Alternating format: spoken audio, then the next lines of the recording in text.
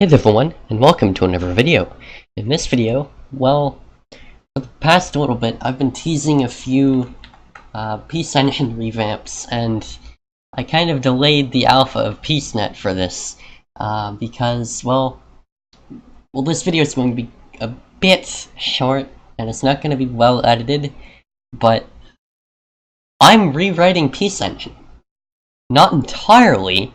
The engine is still mostly intact at the really low level, but I'm redoing the API that you use to actually build games in it.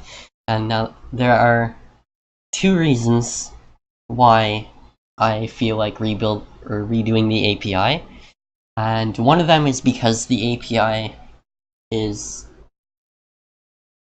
well, the older API, it's been here since 2017, and we've been sort of shoehorning features on it that were not designed for it, or that it was not designed for. For example, the entity system was not designed, or was not meant to be part of that API. It was very convoluted and hard to use. And the second reason I want to redo the API is to actually, well, add some new engine features that were not possible in the previous API. For example, switching between, say, the main menu of a game and the actual game environment is now one line of code in Peace Engine, whereas before you had to keep track of all your entities, properly despawn them in the right order, and then load up the next environment. But now, Peace Engine does it for you. So I want to take you guys around some of the new stuff that's possible, and some of the old stuff that came into the engine in the new rewrite, and what we've done to improve it. And I guess let's start this. So one thing you will notice is, well, the mouse, I don't know if OBS is picking up my mouse in the video, but it is now no longer rendered by Peace Engine. It's rendered by the actual operating system that you use, which is how it should be. But you can get a rough idea of where my mouse is because, well, there are now tooltips in the engine, and tooltips follow the mouse, and they tell you a bit about what you're hovering over, if what you're hovering over actually has a tooltip. Now, there's a bit of a bug. If you hover over this button here, the windowing button, that does not have a tooltip applied to it, the engine will look at its parent control for a tooltip and display that instead, if there's any. So it's actually displaying the tooltip of the panel that this button is sitting on top of, rather than disappearing. But that's not really a bug with the engine itself. You're not supposed to apply tooltips to containers like that. So, yeah. That was me being me. Anyway. So we're in the main environment of this little demo scene here, and I'm going to basically show you guys around. So the first thing we will go to is the UI demo. And the UI shows you all the different user interface elements in the engine and how they look and feel. So this is a good spot to test out your themes when you're designing them, because it gives you every built-in UI element and shows you exactly how they lay out everything and how they get themed, minus Windows. There's another environment for that. But we've got our standard labels up here. We've got different button styles. There are now more than one button style in the engine. There's the default buttons, which are these gray ones: primary, success, warning, and danger. Those are all the new button styles. We have a checkbox and a check label. We have a text box that we can type in. So this is a test. We have a text area that has multi-line.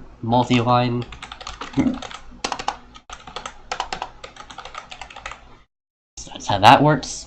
Then we have a list box, which we can select items on, and that works. We have I believe that's a horizontal grid view, horizontal grid list box. This is what is used in, say, the file manager in PeaceNet. and we can select items.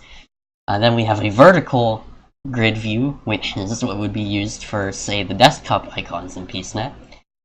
And this thing that keeps filling up and emptying is the progress bar. That's why it's constantly filling up and stuff like that. It's showing you how progress bars actually work. And then below it is a slider bar, which is used in PeaceNet's audio volume setting, and we can drag it with our mouse. And yes, it's still just as fluent as it usually is. That's cool. And you'll notice that when you're dragging something, the tooltip will actually disappear. That's because I felt it would be kind of annoying to have a tooltip following you around as you're dragging things, as if there's not already something following you around. Anyway, below that we have a scroll view, which can't exactly be scrolled because I don't have stuff to put there, but in this scroll view is a vertical stacker, and in this vertical stacker, which is a new user interface element, is all the different text styles that we have in our theme for labels and different UI elements. So we've got regular text, muted text, highlighted text, headings, monospace, we have button text, list item text, and tooltip text. So yeah, more to come, probably. But if we want to exit out of this, all we have to do is click this button, and we're immediately brought back to the main scene. And those are actually two different scenes. This scene is completely separate from the other one that we were just in, which is really cool. The next thing is the frame demo. Now, frames in the new Peace engine are components that you can spawn into your scenes that basically constrain other components inside them. So we've got a simple blue frame here that has a user interface inside it. And normally, user interfaces, they take up the entire screen. But what the frame does is it makes it so that the UI or whatever other components are inside are only allowed to take up the space that the frame takes up. So you'll notice that this label here is at the top right or top left corner of the UI, and it's got a tooltip. But if we try to drag it around, you'll notice it is working perfectly. We can drag it around, cool. But as soon as we leave the UI or this blue area, the UI element starts to get clipped and cut off. That's because it is outside the bounds of the frame, and you'll notice that if we hover over it without dragging, and once we approach the edge of the frame, our tooltip will disappear, and we can't drag it. We can't click on the UI element once we go outside of the frame. So that's what frames do, and we have a back button here. Now, frames are actually pretty important. You might think that that's kind of useless. You can just position a panel or something. Why not? Well, that's because you haven't seen the windowing system. The windowing system in the new Peace engine is extremely useful.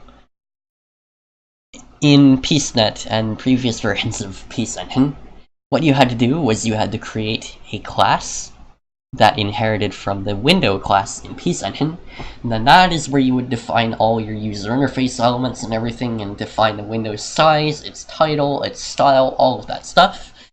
And then you'd have to make sure that you get a window system instance passed to the constructor of your new window class, which is already right there kind of annoying because you have to have an overridden constructor and able to use it.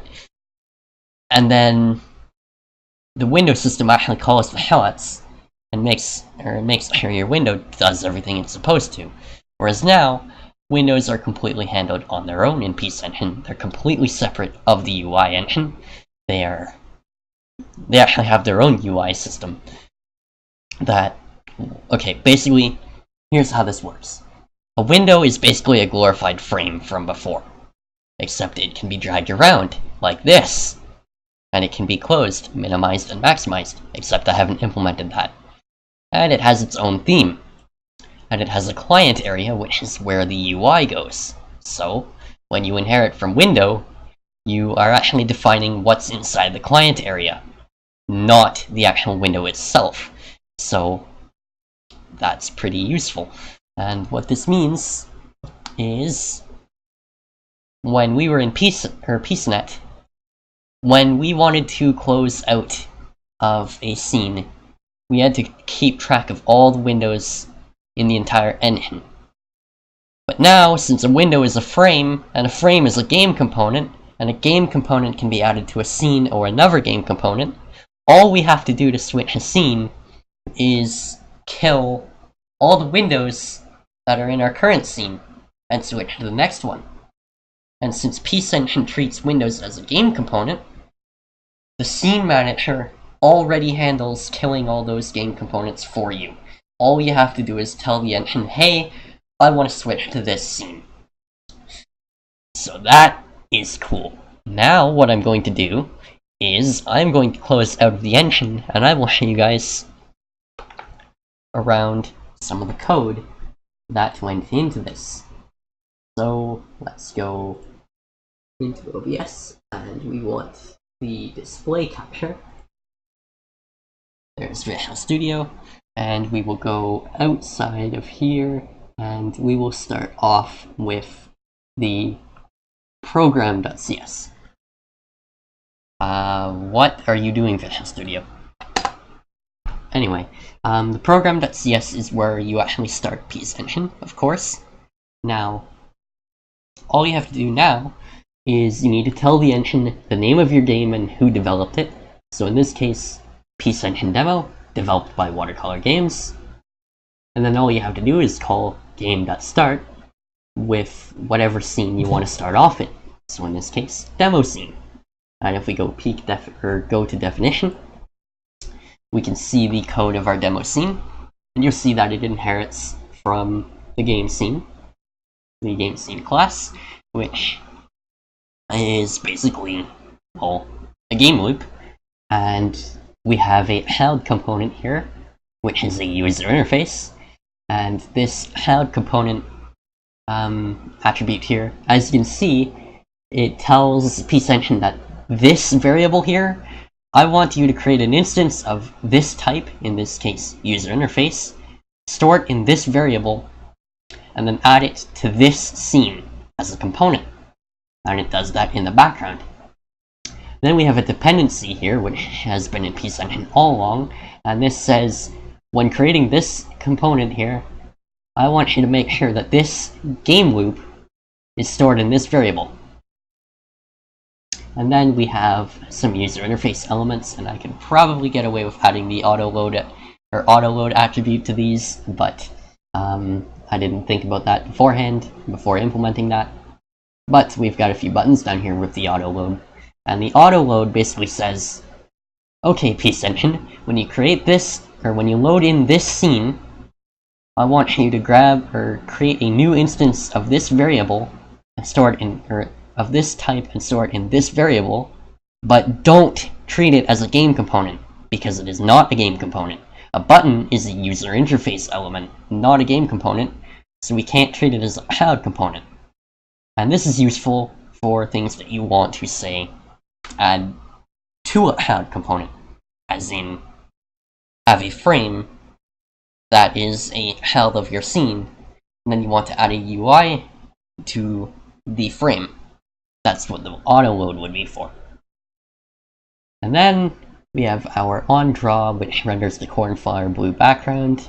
We have the onLoad, which actually assigns all our user interface elements to where they need to go, and sets up the text for everything, and sets up click events. And as you can see, this windowing demo click event here, it calls a function called load scene, and says load the windowing demo scene, which we will see soon.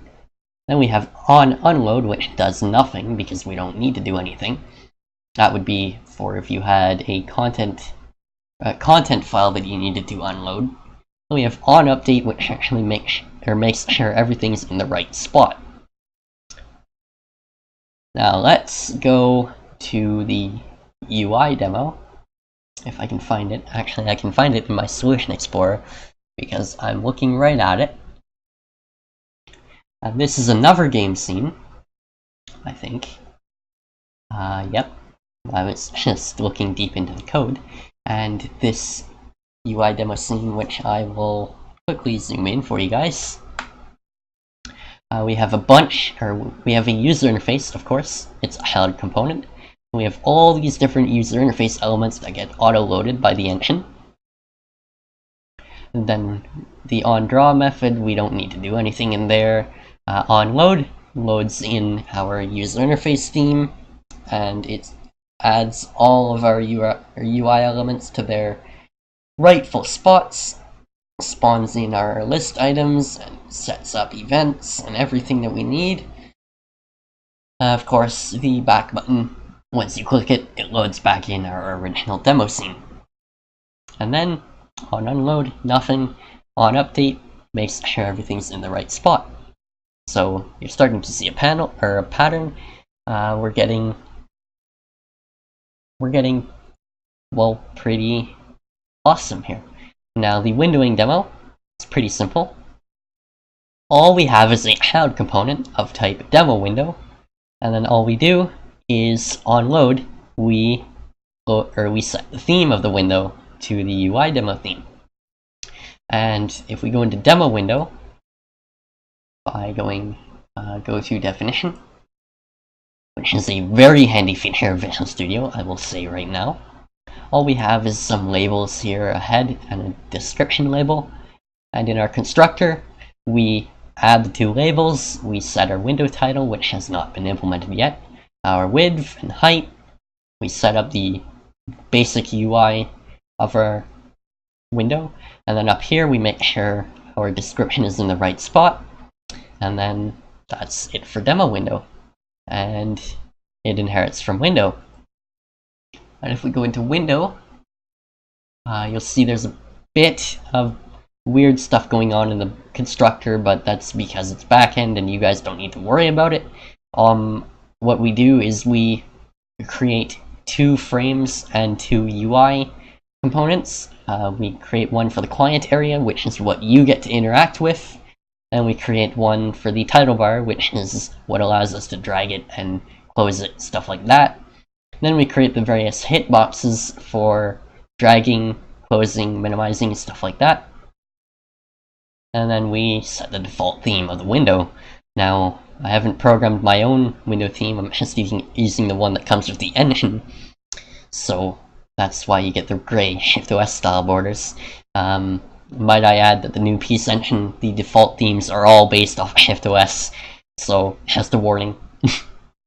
And then we have some methods for handling dragging. On spawn, we make sure the window is in the center of its parent. On despawn, we get rid of the title from the window. And then close is a function you can call that basically removes the window from its parent or scene.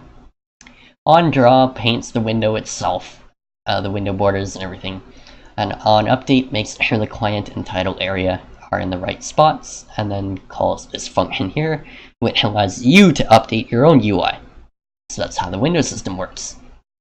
And as I said, a window is basically a frame component, which is, if we go to the definition, a frame component is literally a game component that does nothing but exists and has an area on screen. And then if we go into game component, this is... Oh, what did I do? I am pretty sure I clicked the wrong thing. Go to definition. If we go into game component, we can see how the component system actually works. And yeah. And then I'm not going to show you guys the user interface manager because that is kind of really convoluted. But you can see how the game figures out where things are on screen and how it handles making sure that a game component can only render in its area and not in another area and stuff like that. That's all basically handled here. Anyway, that's about it for this video. Hopefully you guys found it kind of interesting with the new Peace engine. I still have to port Peace engine or PeaceNet to this new engine, but I'll keep you guys posted, and I'm going to try to do some more live streams and videos throughout the summer because school is over in a few days. I only have 1 day to go, and it's an exam, so that is cool. Anyway, congrats whoever that is, you just got into my video involuntarily. Anyway, thank you guys for watching.